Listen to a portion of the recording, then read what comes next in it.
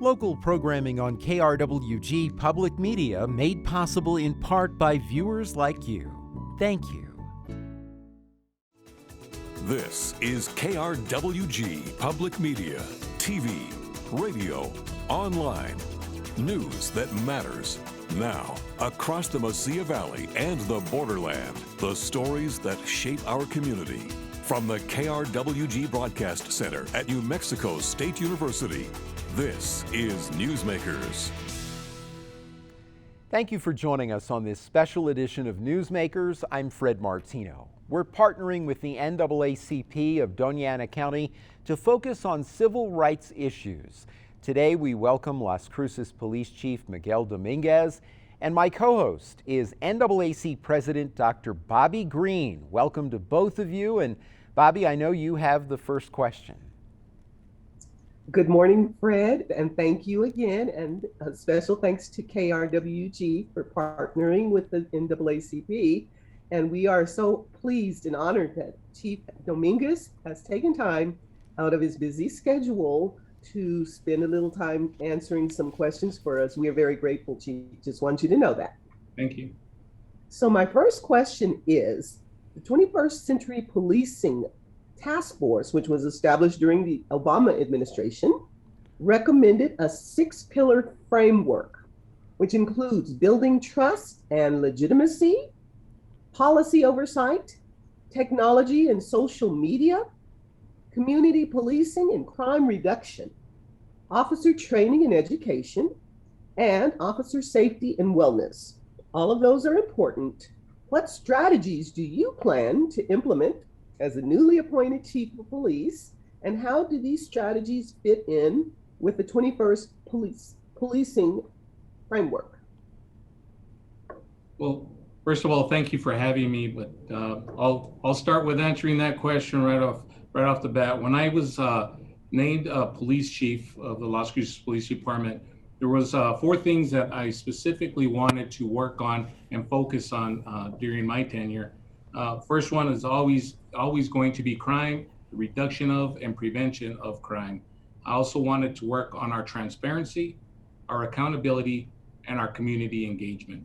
So within that framework, I wanted to implement some strategies that would fall, and I believe they all fall within the blueprint, both internal and external, of 21st century policing. First thing that I'll just name a few of the strategies that we're working on. There are several, but the ones that we're working on right now. First off, we want to improve our community engagement and our community policing model. From our standpoint, we have delved into community policing since my first day on the job here. But what we want to do is make it a more robust portion or part of what we do on a daily basis. When I'm talking about community engagement, I'm talking about bringing in the community to participate in our training and see how we train and what we train and how we go about our day-to-day business by including every section, including our civilians, into the community policing model. We'll be able to bring in community members, community groups into each one of our sections so that they have a true understanding of what it is the police do and what it is we're trying to do to improve our service to our citizens. This goes a long way in building trust throughout the community. And that's obviously one of the pillars there.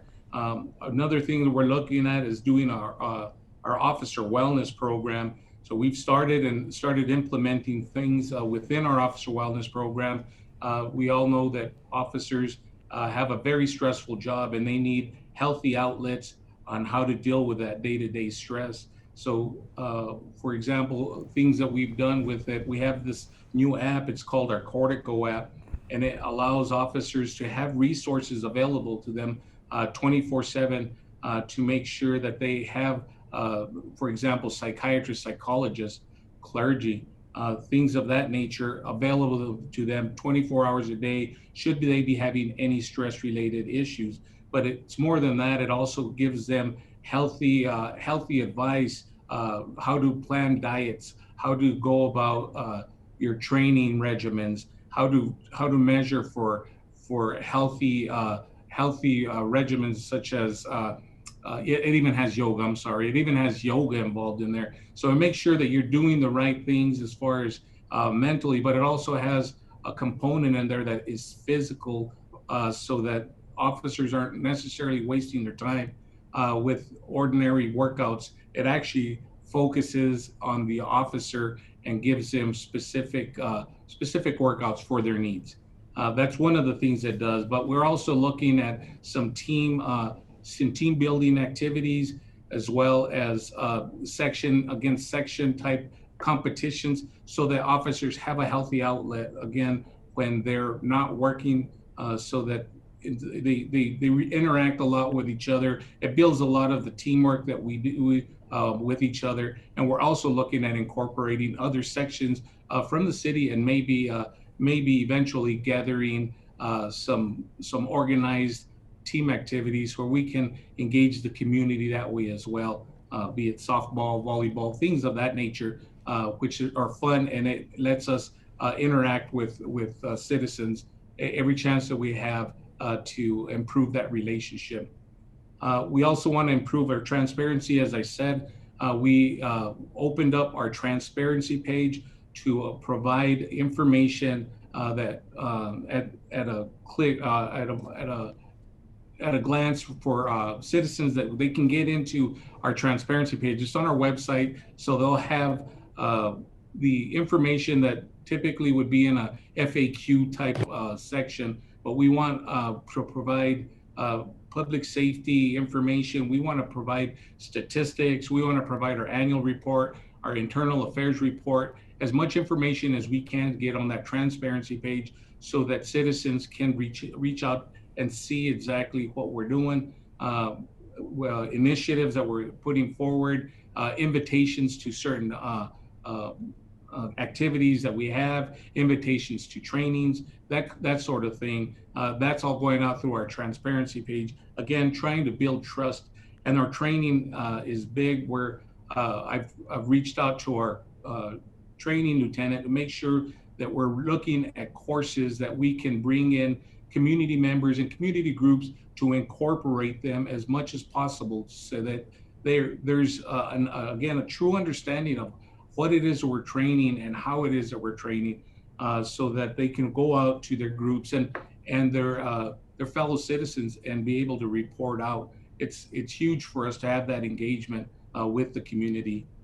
As far as accountability is concerned, we're also we've done a really good job of looking at our policies and our training to make sure that we are accountable, make sure that we're staying true to federal, state, and local laws, case law, best practices.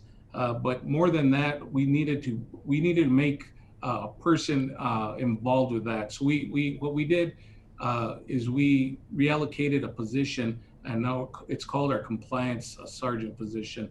And that's sole focus of that sergeant's position is to make sure that we, in fact, are doing everything, as well as everything that I just pointed out, but as well as the 21st century policing model, and make sure that we're using those blueprints and incorporating as much of it as we can into our police department. And then another thing that we're looking at is improving our advocacy. Right now, the police department has a victims advocate program where it's self-explanatory. We have advocates that assist victims of crime, for example, domestic violence or any other violent crime. Our advocates go and provide resources and are able to help and assist with restraining orders and things of that nature. But what I wanted to do is provide an advocacy for the community as well. So we're looking at adding a couple of community advocate positions, and I'll explain it to you this way. When there's an incident, for example, on a street, a residential street, we go out after the incident has occurred with our victims advocates to the residents. But what our community advocates would be doing is going out and checking in with the other neighbors in the street who are also affected by that incident, be it a critical incident involving our SWAT team or a suicide for that matter. We know that there's there's that suicide in a neighborhood, it affects everybody. Most people in that street knew that person. So our community advocates would be going not just to the residents where it occurred, but they would also be engaging the entire neighborhood to see if we can provide resources that way. They'll also be going out and doing some advocacy in underserved neighborhoods, places where people are afraid to notify police because of retaliation or things of that nature within their community. But we'd be able to go out there to where police officers aren't showing up in uniform and people start looking at them sideways. Our advocates would be able to go in there and gather that information and provide resources to these communities. These two positions that we're looking at filling here in the near future are going to be go a long way into reaching into these communities that we don't otherwise hear from. Okay, so Chief, a lot of different things that you're involved in there, and we realize it's a complex process, so there's a lot of things that the department is doing. One of the things that some communities around the country, as you're aware of, also do is have a citizen review board when there's an incident involving police where there's some question. The citizen review board looks at that. How do you feel about that idea of partnering with a citizen review board? Well, when we're talking about police oversight, there's different models that are out there. I actually prefer the police auditor model. We've had great success with our auditors in the past. We were in the process, as a matter of fact, of hiring our new police auditor, which has a lot of experience working with civilian review boards or citizen review boards. I prefer the auditor model because they have all the training, the certification, which we know are very pricey and time consuming. When we hire auditors, that's their sole purpose. That's their business. That's what they do. They make sure that they're up to date on policy and training, best practices, and they come in, they overlook every one of our investigations. They find deficiencies and they report them out to city council and to citizens alike.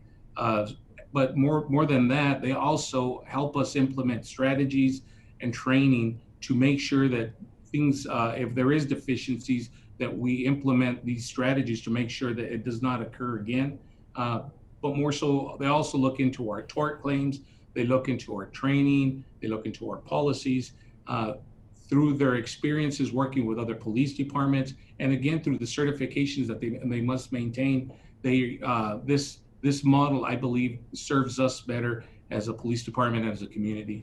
Chief, hiring an outside firm to do this versus a citizen review board, Bobbie has a related question that she's going to get to in a moment. But before we do that, I wanted to ask you, how do you bolster trust in the community when it's an outside firm as opposed to community members reviewing these incidents? Oh, my response to that is it has to be transparent. The process must be transparent, and the trust has to be built within the community and the police department. So by hiring the outside firm, I'm suggesting that we're bringing in folks that have, again, the training, the certifications, and the time to do a thorough investigation versus a citizen review board, which might not have the time to invest into this being their sole task that they do. Plus, training is expensive. Things of that nature, which have been roadblocks in the past for other citizen review boards from my conversations and the like that I've had with other departments. Okay, thank you. Bobbie. Thank you, Chief.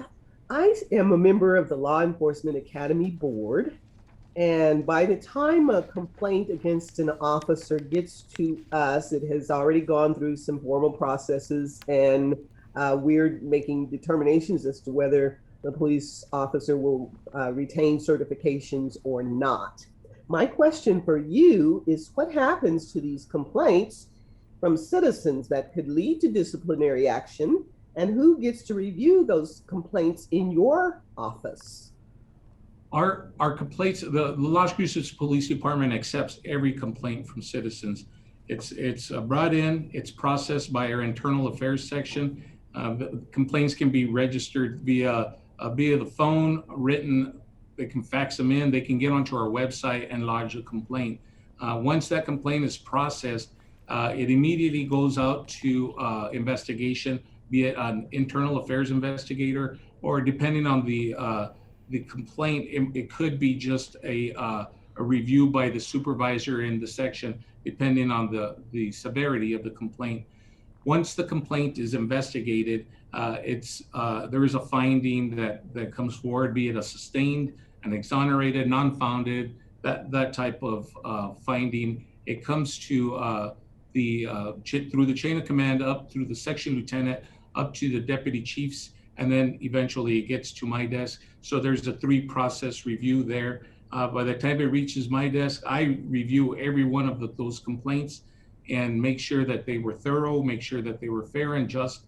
If they were not, I immediately send it right back down and ask for further investigation. If they were, then I sign off on the investigation and ask for a discipline recommendation from the section or from one of our deputy chiefs. Once that process has come out or played out, then discipline is handed out. And if it's grieved at any portion within that process, we send it up to human resources, and their city manager also gets to review those investigations. Chief, speaking of human resources, do you think that there is a need for any change in terms of the vetting process when you hire an officer to try to reduce the chance that you're going to hire someone who's not appropriate for the position? Our vetting process is very, very thorough, and we've looked at that, believe it or not, the last couple of years to make sure that we are doing everything within our power to make sure that we don't end up getting bad actors in the PD. We've even added a chief's interview at the very end of what is a test. It's a written test, a physical test. They go through a psychological test, an oral board, as well as a polygraph test. A polygraph test. And then on top of that, we do the chief's interview. And even in the chief's interview, which is the last step in the process, we've been able to find issues with a certain candidate and eliminate them. They'll disclose something at the very end that somehow, some way passed through everything else, including the background check. So it's a very thorough process, and I know other departments do at least that, and some may be doing more as far as a double background, as I've been looking into it, and we might be looking at doing something like that in the future. But to me, once we hire the candidates, I think that's the selection process should continue from that point on. They don't just get hired and go through the academy and get a badge. I think they need to be the vetting needs to continue, especially through the first year of their law enforcement career, and as well as maybe a 3-year and maybe a 5-year reassessment, and going through and checking, seeing how they're responding to calls, how they're interacting with citizens, checking their use of force logs, and making sure that everything that we hired, and make sure that everything that they said they would be doing as a law enforcement officer is correct, and make sure that there's no red flags there. I think that's on the police department, that's on our training section, to make sure that we're following through and make sure that if we see anything, any red flags, as I mentioned, we're acting on it. And if we need to, at that point, dismiss the officer because there's too many red flags, so be it. But we need to continue the vetting process into the years of their employment. Okay. Bobbie. Thank you. I'd like to talk about implicit biases for just a moment. Implicit biases seem to be problematic for people of color in this country. What can be done to implement policies that will prohibit implicit biases in police practices? Well, the Las Cruces Police Department does have a bias-based policing policy already in place. It's my opinion that I think every police department should have a similar policy in place. If they don't, they really need to look at the training and everything else that goes into biases and implicit biases. From our standpoint, there is a training that is mandated by the state, where our officers have to go through an implicit bias training every other year. Our department does it every year to make sure that we're keeping it part of the conversation. And on top of that, we're looking constantly at several options. For example, we have coming up in our near future a fair and impartial policing course that we'll be putting on for our command staff, and making sure that all of our officers go through this course as well, above and beyond the state mandated training. I think it's very important that we keep implicit bias, the conversation weekly, monthly, to make sure that these our officers know that these biases exist. They exist in every single one of us, and we need to do everything within our power to mitigate them when we see the signs, or and through training as well, to make sure that we're doing everything within our power as a PD and as officers alike to make sure that we're mitigating these implicit biases.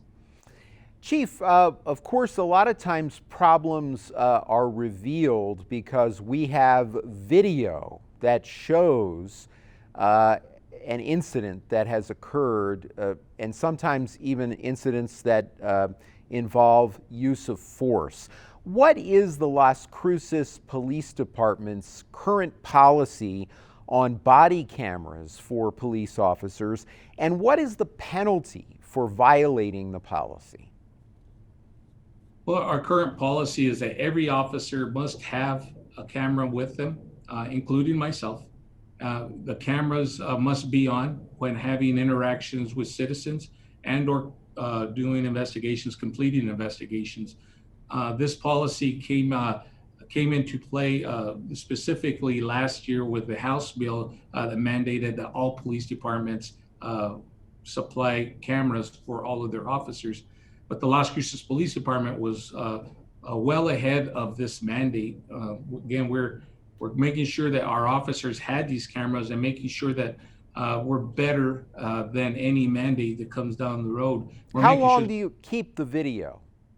It depends on the issue that occurred. If there was a use of force, if there was a police action that was taken, that kind of video is in our internal system for a very long time.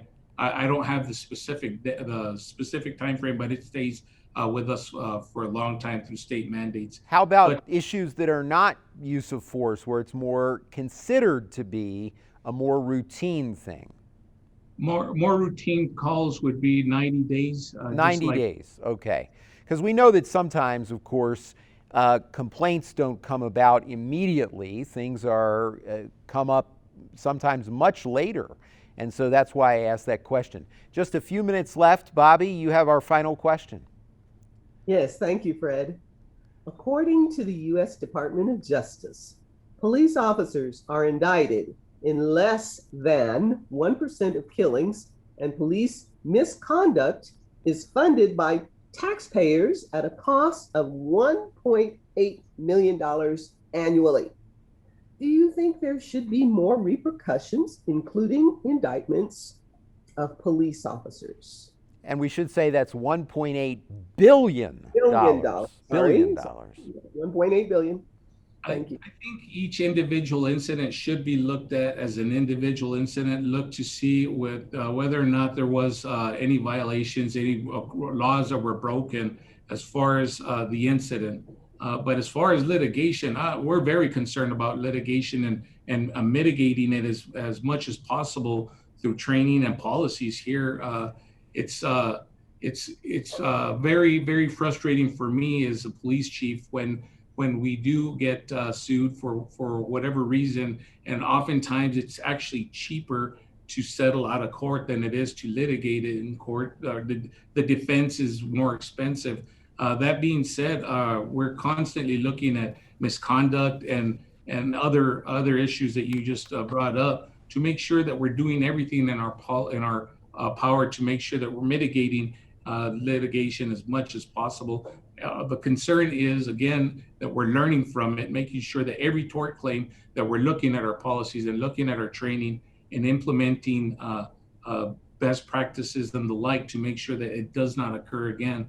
If there's any loopholes or any holes within our policies and our training, we need to make sure that we're using these lawsuits to make sure that we're getting better. Okay. Chief Dominguez, congratulations on being appointed the Chief of Police for the City of Las Cruces, and we wish you well as you continue to work on all of these issues, and I'm sure many, many others. We appreciate the time that you've taken today to start this important dialogue in our community.